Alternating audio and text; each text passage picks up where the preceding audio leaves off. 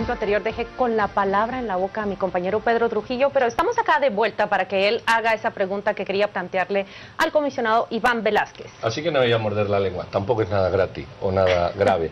Los cometidos y las misiones, usted sabe que hubo una parte en que era tan grande que la gente decía, bueno, ¿a qué se dedica? Sí, hay cosas que debería entrarle, hay cosas que no le entran, desde la percepción del ciudadano.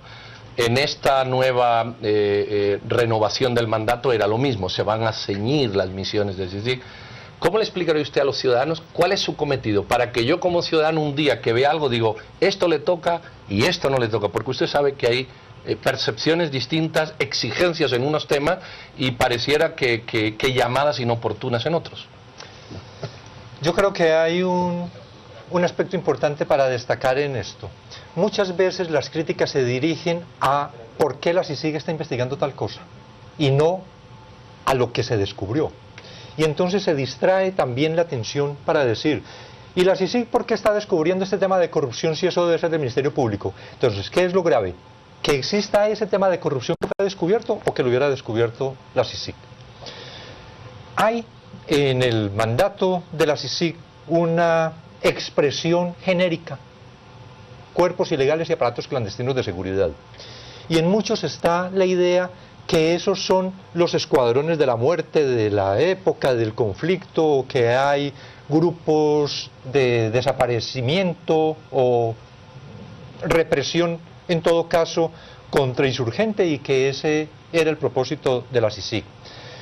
Yo creo, veníamos avanzando en el concepto de cuerpos ilegales y aparatos clandestinos de seguridad que está en el mismo mandato, en el acuerdo firmado por el gobierno de Guatemala y Naciones Unidas, en el que se afirma de estructuras criminales que realizan actos en perjuicio de los derechos civiles de la población y que por sí mismos o en virtud de relación con agentes del Estado se propician impunidad. Y decíamos, en un momento en que se estuvo planteando si, dijo el vocero del presidente, cuando se estaba en la discusión de la renovación, si la CICIG continúa, nuestro deseo es que se dedique a temas de corrupción. Y entonces planteaban algunos del gobierno, sería conveniente cambiar entonces el mandato para que pueda dedicarse a esos temas. Y yo decía, no hay necesidad, porque en la definición de estructuras criminales, como aparece en el acuerdo, caben esos mismos organizaciones.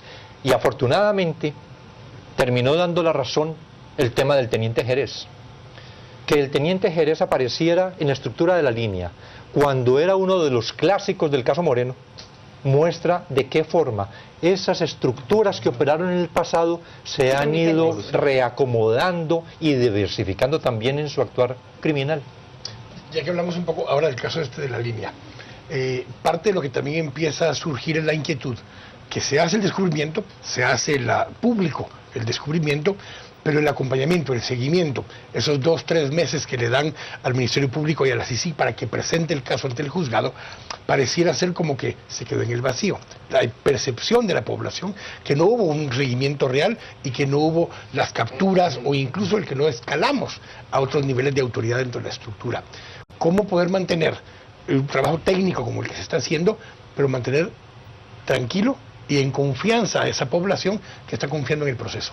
Es que hay dos acciones simultáneas. Cuando se formula imputación contra unas personas que son ligadas a procesos, se fija efectivamente un término de investigación para presentar la acusación.